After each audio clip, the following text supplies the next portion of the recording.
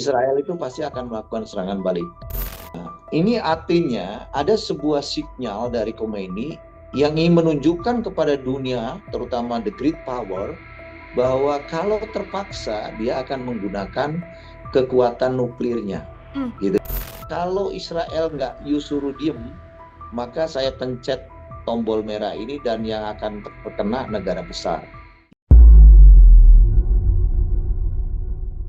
Selamat malam Tribuners, Tribunnews on Focus hari ini membersamai Anda kembali bersama dengan saya Nila Irda. Tribuners, ancaman demi ancaman telah dilayangkan oleh Iran sebagai peringatan agar Israel tidak melakukan serangan balasan ke Teheran setelah Iran sendiri melancarkan serangan ke Israel pada 1 Oktober kemarin. Namun nyatanya Israel ini seolah tidak mengindahkan peringatan Iran dan terbaru justru menyerang markas IRGC di Damaskus. Lantas sedianya seberapa besar gertakan dan gempuran dari Iran ini bisa menghentikan serangan Israel? Akankah Israel juga bisa jera lewat serbuan dari Iran? Saya akan membahasnya dalam Tribunnews on Focus hari ini. Tribuners sudah tersambung melalui sambungan Zoom bersama dengan saya pengamat terorisme Profesor Opsatar Sinaga. Prof, selamat malam. Terima kasih banyak sudah bergabung.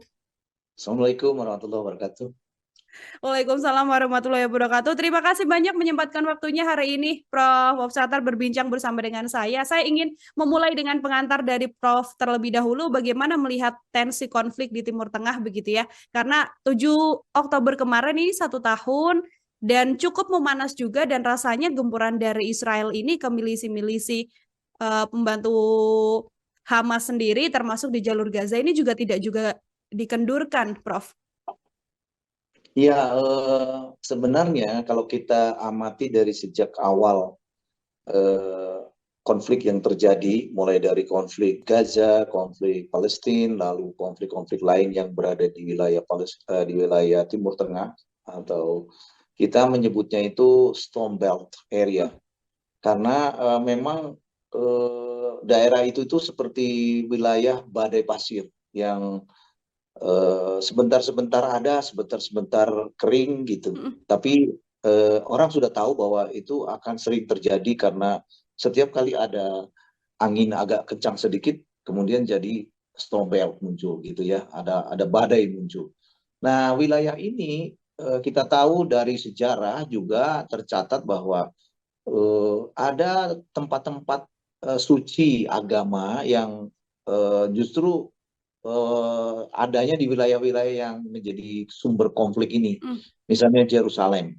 Yerusalem itu ada tempat suci bagi orang beragama non-Muslim, lalu ada juga tempat suci bagi orang Muslim. Nah, sehingga ini menjadi pemicu juga bagi pecahnya pertikaian antara Israel dengan kelompok-kelompok Muslim seperti Hamas. Oke, ini karena kadang reda, kadang kemudian memanas, seperti itu ya, Prof ya. Termasuk kan yang kita tahu 1 Oktober begitu, Prof, Iran juga menggempur Israel, menyasar Tel Aviv. Artinya ini kali kedua yang dilakukan oleh Iran begitu ya. Kalau dari Prof sendiri melihat serangan dari Iran kepada Israel sampai akhirnya ada peringatan agar tidak menyerang balik ini, analisanya seperti apa, Prof? Israel bukan karakter negara yang seperti yang disebutkan tadi tidak menyerang balik gitu. Israel itu pasti akan melakukan serangan balik. Meskipun dia saat ini sedang melakukan taki-taki ya, rencana-rencana persiapan, tapi memang begitu. Kalau dia lakukan serangan sekarang, itu pertama tidak efektif, kedua mungkin dia akan mendapat reaksi negatif dari seluruh dunia gitu. Dan kita tahu bahwa serangan Iran kemarin itu adalah sebuah serangan yang merupakan reaksi dari serangan-serangan tentara Tel Aviv terhadap kekuatan Hamas yang ada di beberapa negara termasuk Iran. Gitu. Berarti Prof meyakini bahwa nanti Israel atau saat ini justru sudah menyiapkan persiapan matang begitu ya untuk melakukan serangan balik kepada Iran? Iya, Israel saya yakin merupakan negara yang berkarakter selalu melakukan take revenge atau pembalasan gitu ya. Dia itu jadi sebuah negara Israel pun itu karena dia membalas atas terusirnya warga-warga Yahudi yang eksodus dari beberapa negara seperti Rusia, kemudian beberapa negara satelitnya Uni Soviet dulu, yang kemudian pindah dipanggil oleh mereka sendiri untuk kembali ke Israel untuk membentuk negara. Itu sebuah tindakan pembalasan ketika mereka dulu katakanlah dianiaya oleh negara-negara seperti Hitler di Jerman dan lain-lain itu. Kalau dengan ancaman yang disampaikan oleh Iran, begitu kan, Teheran mengatakan pasti akan melakukan serangan balasan ketika Israel membalas begitu ya serangan 1 Oktober ini. Dan yang disasar kalau menurut Teheran akan menyasar titik vital Israel, ladang gas, ladang minyak. Apakah ancaman dari Iran ini juga tidak membuat Israel gentar begitu untuk kemudian menunggu atau bahkan tidak melancarkan serangan sekalipun, Prof? No, Netanyahu mengatakan ketika serangan itu, dan itu dia terlihat lari-lari menuju ke bunker. Ya. Kemudian segera melakukan konferensi pers. Konferensi persnya mengatakan this is the world big mistake. Berarti sebuah kesalahan besar dunia. Ya. Nah, artinya kita harus jujur menghitung kekuatan Israel itu berada di negara-negara great power. Contoh Amerika. Amerika itu kekuatan Israelnya luar biasa. Semua pemodal di Amerika itu rata-rata bersumber dari orang-orang kaya. Kedua, kita lihat Rusia. Sekarang pun begitu. Sudah banyak investor-investor yang Israel itu orang-orang Yahudi yang menguasai wilayah-wilayah yang tadinya menjadi satelit Uni Soviet, Rusia gitu. Kemudian mereka di mana-mana selalu bercirikan menguasai sumber daya, kemudian mengacak-acak sistem pemerintahan, lalu intervensi terhadap kebijakan, dan akhirnya ujungnya adalah terjadi perang antara negara itu dengan negara lain. Misalnya kita sudah lihat kemarin case-nya dengan Rusia gitu. Itu adalah keberhasilan-keberhasilan mereka melakukan lobby-lobby politik yang dicampuri dengan urusan kapital gitu.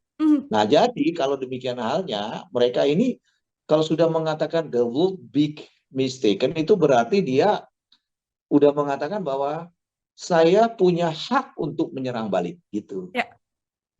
Punya hak untuk menyerang balik, dan respon dari Netanyahu itu juga cepat sekali ya, Prof ya, bahwa setelah diserang 1 Oktober malam begitu, paginya setelah ada konferensi pers dari Netanyahu mengatakan akan melakukan serangan balasan. Apakah kemudian serangan Israel yang baru saja dilancarkan ke wilayah Damaskus, Suriah begitu, yang juga menyasar air Gizi, meskipun ini menewaskannya adalah warga sipil begitu ya, Prof ya, bukan seperti serangan pertama yang menewaskan pejabat tinggi air Gizi. Apakah ini juga tanda bahwa ini adalah awal mula Israel nantinya akan menyerang Iran besar-besaran? Ya, kita tahu bahwa Iran kemarin melakukan serangan 1 Oktober kepada Israel, itu serangannya diperintahkan langsung oleh Khomeini. Ya. Nah, ini artinya ada sebuah sinyal dari Khomeini yang ingin menunjukkan kepada dunia, terutama the great power, bahwa kalau terpaksa dia akan menggunakan kekuatan nuklirnya, gitu, ya. Ini adalah sebuah titik ancam baru yang kalau menurut saya disebut red tumble atau tombol merah dari Khomeini, bahwa kalau Israel nggak suruh diem, maka saya pencet tombol merah ini dan yang akan terkena negara besar, gitu. Sehingga kalau ini menjadi sebuah warning dari Iran, maka negara-negara besar itu sekarang ini, kalau kita tahu, kita amati betul-betul, pengamat pejabat-pejabat Amerika, pejabat Inggris pada datang untuk ke Israel, gitu. Dan apa yang mereka lakukan, bahkan kalau ada negara misalnya seperti Belanda, seperti Jerman, itu yang datang bukan pejabat dari Jerman, tapi duta besarnya itu menemui atau ahli lobbynya atau Amerika sendiri, CIA-nya menemui pimpinan-pimpinan Tel Aviv. Dalam pertemuan itu pasti pembicaranya begini, yuk jangan gegabah nyerang dulu, ya, karena nanti dia akan hajar pencet nuklirnya dan yang kena kita semua, gitu. Karena itu serangannya nanti diatur. dengan cara bagaimana supaya melumpuhkan dulu wilayah-wilayah yang dianggap menjadi ancaman gitu. Oke, bukan menghentikan agar Israel tidak menyerang, tapi mensiasati bagaimana Israel tetap bisa menyerang, tapi kemudian tidak membuat tombol nuklir ini diledakkan oleh Iran. Seperti itu, Prof. Ya, dan tidak bisa menghentikan Israel. Hmm. Tidak bisa. Ini kan kalau kita berbicara soal Israel, ada Amerika Serikat yang punya kekuatan besar juga di baliknya, begitu ya, Prof ya. Apakah kemudian dengan kekuatan besar yang juga dimiliki oleh Amerika Serikat, Amerika juga bisa sedianya untuk bisa menghentikan Israel untuk tidak menyerang Iran atau mungkin Gaza, Prof? Begini, Mbak, kita menyadari atau tidak, ketika terjadi serangan terhadap Israel dari Iran, itu ekonomi global berubah mendadak. Nggak pernah kejadian dalam ekonomi politik global, Amerika menurunkan suku bunga. Ya. Nah, Amerika menurunkan suku bunga, efek dominonya itu banyak. Pertama, nilai dolar juga bisa anjlok. Yang kedua, harga saham melonjak tinggi. Kalau harga saham melonjak tinggi, kalau misalnya harga saham komoditasnya cengkeh, cengkehnya melonjak tinggi, berarti semua produk yang komplementer dengan cengkeh akan naik harganya. Ya kan? Kalau itu karet, semua produk yang berhubungan dengan karet akan naik harganya. Mobil berarti harga mobil juga naik. Belum lagi teks impor akan ikut naik. Nah, berarti Amerika saat ini mengalami krisis ekonomi. Ya. Krisis ekonomi yang terjadi boleh jadi memiliki kaitan yang erat dengan serangan Iran ke Israel. Nah, kemudian apabila terjadi seperti itu, maka pengendali-pengendali ekonominya yang juga orang-orang Yahudi di Amerika melakukan perannya masing-masing. Mereka beralasan untuk membangun kembali Tel Aviv, kita harus flight money. Dana kita harus flight capital, terbang ke Tel Aviv untuk membangun. Kalau dananya keluar dari Amerika, inflasi di Amerikanya. Ya. Dan itu pengaruhnya juga akan besar terhadap semua bentuk dari komponen-komponen ekonomi yang ada di sana gitu. Dan sekarang kita boleh mengatakan bahwa Amerika sedang mengalami krisis ekonomi. Ya, dan waktunya bersamaan dengan serangan itu kan. Ya. Lalu apa yang bisa dilakukan Amerika kepada Tel Aviv kecuali menyembah untuk mengembalikan capital flight yang ada di Tel Aviv ke Amerika lagi gitu. Oke. Di satu sisi kan kalau kita berbicara Amerika kan pasti lobby-lobbynya juga tidak hanya dilakukan pada Israel saja begitu ya, Prof ya. Ada beberapa pemberitaan media asing yang juga menyatakan Amerika juga meminta agar Iran juga menahan diri begitu untuk kemudian tidak melancarkan serangan, agar Israel juga tidak melancarkan serangan. Bagaimana Prof melihat situasi ini? Ya, ini suasana cooling down kan sekarang. Iran diam, Tel Aviv no action. Sama aja kan? Sama aja. Jadi Iran diam. Karena Iran tidak dilakukan langsung tekanannya oleh Amerika. Pasti Amerika berbicara dengan negara-negara besar yang memiliki banyak investasi di Iran. Cina, India, kemudian juga Jepang, kemudian juga Rusia. Ya. Nah, ini langkah-langkah yang dilakukan ini kan kemudian membuat Iran juga akhirnya duduk manis, ya kan? Dengan jaminan tidak akan ada serangan mendadak kan gitu. Tapi kalau kemudian Israel melakukan serangan selama ini saja melakukan serangan ke wilayah jalur Gaza dan membuat warga sipil korban, Amerika dengan Rusia tidak bisa melakukan tindakan apa-apa, ya. Hanya mengatakan kami prihatin gitu aja. Ya. Campur tangan siapa lagi, Prof, yang berarti bisa meredam situasi di Timur Tengah begitu ya? Karena kan ini situasinya tadi Prof juga mengatakan urusannya tidak hanya soal konflik saja, tapi berbagai hal di bidang lain ini juga berpengaruh begitu. Adakah campur tangan pihak lain lagi selain Amerika begitu ya dalam hal ini yang membacking Israel untuk bisa meredam situasi yang ada? kita harus menyadari kalau di awal saya menyebut bahwa Storm Belt itu bisa jadi gara-gara kasus agama karena adanya tempat-tempat suci yang diperebutkan, ya kan? Kalau orang Katolik tempat sucinya ada di Roma, tapi orang lain tempat sucinya bisa terjadi yang ada di Yerusalem, kan gitu ya. Nah, karena ini konfliknya membawa muatan, walaupun orang sudah mengatakan jangan bawa-bawa agama, nggak bisa, ini ada urusannya dengan agama. Nah, yang paling memungkinkan campur tangan siapa lagi kalau pertanyaan begitu? Campur tangan semua umat yang beragama, ya. Israel itu bukan musuh orang Islam, tapi Israel juga musuh orang agama lain, Kristen, ya. Karena mereka merasa bahwa mereka yang paling bagus, mereka yang paling hebat, mereka yang paling punya kekuatan. Tetapi ketika kemarin-kemarin waktu awal-awal konflik Palestina, ketika rakyat kecil, anak-anak dan perempuan kena ledakan mortirnya Israel, kemudian semua umat Islam, hanya sebagian, semua umat Islam, ya sebagiannya itu tidak mau menggunakan paparan seluruh list produk-produk yang dibuat oleh modal Israel. Israel merasa keberatan luar biasa. Dan itu menggoncang ekonomi mereka, termasuk menggoncang investor-investor Israel yang ada di negara lain. Mereka kan tidak punya komponen komplementer maupun komponen substitutif yang ada di Israel. Nggak ada. Mereka itu semuanya menanam modal, misalnya di Southeast Asia, Filipina, dia punya apa pabrik apa. Jangan yang gitu, pabrik sampo aja dia nggak mungkin produknya ada di sana.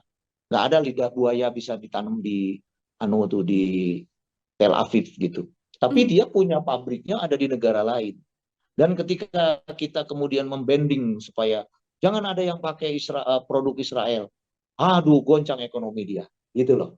Nah, yang demikian itu yang bisa membuat mereka kemudian berpikir ulang untuk melakukan penindasan. Karena substansinya kalau dia masih menindas, produknya nggak kita pakai, gitu. Loh, berapa banyak itu toko kopi yang kita tahu terkenal yang punya Israel itu tutup gara-gara kita semua pada keberatan minumnya, ya kan?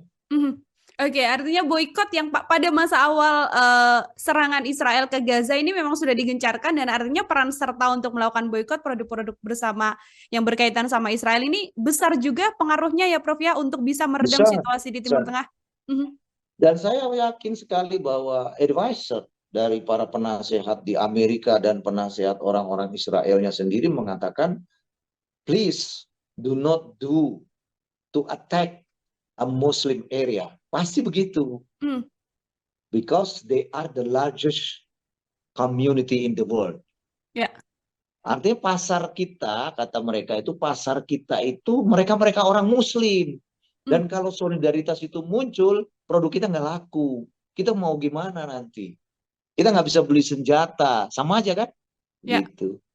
Oke, ada satu kunci selain kemudian bisa mendesak Amerika, begitu bisa melakukan aksi boikot yang dilakukan seluruh umat, begitu ya Prof ya, di seluruh Iya, dan itu bumi kan untuk bisa juga bukan meredam. hanya orang Muslim. Ya. Di Palestina itu 39% orang Kristen. Dan Anda tahu kenapa kemudian tiba-tiba reaksi solidaritas di negara-negara Eropa muncul? Karena saudara mereka, orang-orang Kristiani juga kena di sana gitu. Makanya langsung kemudian mereka ikut demo gitu. Ya, gitu loh. Jadi ini sebuah langkah yang, kalau solidaritas itu sebuah langkah yang kemudian masif akan mempengaruhi kekuatan ekonomi. Kalau tidak, mereka kalau ditantang dengan kekuatan militer justru itu menyenangkan buat produk-produk senjata Amerika, Rusia, dan negara-negara besar lain yang membuat produknya gitu. Perang itu adalah pembukaan pasar baru buat mereka gitu. Oke, artinya apabila kemudian sekutu-sekutu bisa membantu Iran untuk melancarkan serangan, ini bukannya bisa meredam konflik yang ada di Timur Tengah, tapi justru memperkeruh konflik dan memperpanjang konflik yang ada, Prof. Ya, di Timur Tengah itu apabila terjadi, yang saya katakan tadi, Storm Belt itu mecah menjadi bencana, misalnya gempa bumi atau perang gitu, maka itu udah pasti harga minyak naik. Ya. Nah, kalau harga minyak naik, efeknya kemana-mana itu. Semua produksi yang menggunakan mesin pakai minyak, harganya naik, gitu. Mhm. Nah, dunia akan dikendalikan dari situ, gitu. Oke, Nah, oke. kita percaya pada kekuatan yang kalau dulu kan ada superpower. Superpower itu berarti ada Uni Soviet dengan United States atau Amerika. Tetapi kemudian pecah nih superpower ini karena Rusia atau Uni Soviet berubah menjadi Rusia dan negara-negara kecil lainnya. Hmm. Yang tadinya satelit berubah menjadi negara masing-masing. Akhirnya tidak ada lagi istilah Uni Soviet menjadi superpower. Sehingga Amerika masa superpower sendirian, bubarkan diri juga yang disebut NATO. NATO itu North Atlantic Treaty Area, itu bubar juga. Akhirnya Amerika sendiri lagi dan negara-negara lain, Jerman, Prancis, Inggris sendiri-sendiri. Nah, mereka menamakan diri Great Power. Great Power ini sebenarnya adalah kekuatan negara besar yang memiliki hegemoni terhadap negara-negara lain yang tadinya dia kuasai sumber dayanya Mhm. dan dia kuasai pemerintahannya. Termasuk Indonesia kan masuk Mhm. negara yang terhegemoni gitu. Ya. Mhm. Gitu. Nah, dari situ kita lihat ternyata great power ini punya kepentingan masing-masing. Pada saat mana Inggris bela Israel, pada saat mana Inggris nanti melawan Israel gitu. Ya. Diatur-atur, namanya international order. International order itu sebenarnya dikendalikan oleh orang-orang yang hanya tertentu dan memiliki kekuatan pasar yang besar, yaitu pengusaha. Ya, Hmm. kita mau jujur gimana pun, setiap negara pemimpinnya udah jadi atau belum jadi di belakangnya pengusaha. Paling gampang Pak Prabowo adalah presiden yang udah jadi tapi belum dilantik, di belakangnya ada Hasim. Hasim ada teman-temannya banyak gitu. Mhm. Oke. Banyak yang kemudian mengatakan, Prof, bahwa perang atau konflik di Timur Tengah ini bisa merujuk konflik besar atau perang besar yang bisa berujung pada Perang Dunia Ketiga. Apakah juga Prof melihat hal yang sama atau punya pendapat lain terkait hal itu, Prof? Tidak, tidak. Perang itu sebenarnya sama dengan ekonomi. Dia bersifat fluktuatif, naik turun gitu. Tergantung kepentingannya gitu. Jadi pada waktu-waktu tertentu bargaining, pada waktu-waktu tertentu diplomasi, pada saat diplomasinya di end of the diplomacy, baru dia war, baru dia perang gitu. Mhm. Jadi perang itu dilakukan pada tahapan tujuan-tujuan yang kira-kira tidak bisa dilakukan dengan diplomasi gitu. Lalu apa untungnya Israel nyerang Indonesia? Nggak ada gitu ya. Nah, sekarang kan kalau itu terjadi perang di Timur Tengah, apakah kemudian berpengaruh terhadap kita di sini? Berpengaruh, tetapi dalam urusan ekonomi global. Mhm. Gitu. Nggak mungkin kita tiba-tiba Israel biar puas kirim aja ke Indonesia gitu. Nggak ada. Nggak akan gitu. Otherwise mereka semuanya kemudian hancur di Timur Tengah itu. Termasuk Israel sendiri misalnya hancur, nggak apa-apa, kita tetap aja ada negara gitu. Mhm. Terakhir dari saya, Prof, ini kan kemudian banyak yang juga ingin bahwa konflik ini bisa redam begitu ya, atau bahkan ada gencatan senjata penuh yang terjadi agar Israel tidak menyerang jalur Gaza atau mungkin front-front lain yang saat ini masih menggempur wilayah Israel sendiri. Situasi apa, Prof, yang kemudian bisa membuat kondisi ini redam atau mungkin paling tidak ada saling serang menyerang begitu yang terjadi antara Israel dengan front-front yang lainnya? Especially biasanya climate, climate itu climate itu iklim, ya. Iklim. Apabila terjadi perubahan iklim, biasanya sesuatu yang sifatnya konflik itu berhenti. Hmm. Ya, contoh nih, ketika Mesir ada konflik besar-besaran waktu itu tiba-tiba musim dingin tiba, berhenti semua. Gitu. Ini juga kalau misalnya tiba-tiba di Tel Aviv, kemudian di Palestina, di Gaza, itu hujan terus-terusan gitu, nggak akan ada perang itu biasanya. Ya, diem untuk perangnya gitu. Ya, jadi kita berdoa aja cara Tuhan biasanya lebih bagus ya, Ya. gitu. Oke, jadi kalau dari prediksi Prof. Satar ini konfliknya masih bisa bertahan lama, hanya saja dengan tensi yang berbeda-beda ya, Prof ya? Ya, potensinya berbeda karena memang kita lihat perkembangan ekonomi global menunjukkan Amerika mengalami krisis. Ya. Apabila dalam proses penanganan krisis itu membutuhkan sebuah tindakan yang kira-kira bisa cepat melakukan perubahan, contohnya perang, ya perang akan dilakukan gitu. Oke. Walaupun bukan oleh dia gitu. Oke, baik. Terima kasih banyak Prof. Satar Sinaga Tribuners mau bersama kita hari ini. Terima kasih sekali lagi menyempatkan waktunya untuk berdiskusi, Prof. Tadi ada satu poin yang juga bisa dilakukan oleh seluruh Tribuners adalah tetap melakukan boikot ya, Prof ya. Karena masing-masing dari kita apabila melakukan boikot ini bisa mempengaruhi bidang ekonomi dari Israel sendiri dan sudah barang pasti ini mempengaruhi juga konflik yang ada seperti itu. Prof. Satar, selamat malam. Terima kasih banyak untuk waktunya. Selamat beraktivitas dan selamat beristirahat, Prof. Terima kasih, sama-sama. Assalamualaikum warahmatullahi wabarakatuh. Waalaikumsalam warahmatullahi wabarakatuh. Demikian Tribuners, obrolan saya hari ini bersama dengan pengamat terorisme Profesor Rauf Satar Sinaga. Nantikan obrolan saya dengan sejumlah narasumber lain dan tema-tema lain. Saya Nila Irda, pamit undur diri. Terima kasih banyak dan sampai jumpa. Download Tribun X sekarang. Menghadirkan lokal menjadi Indonesia.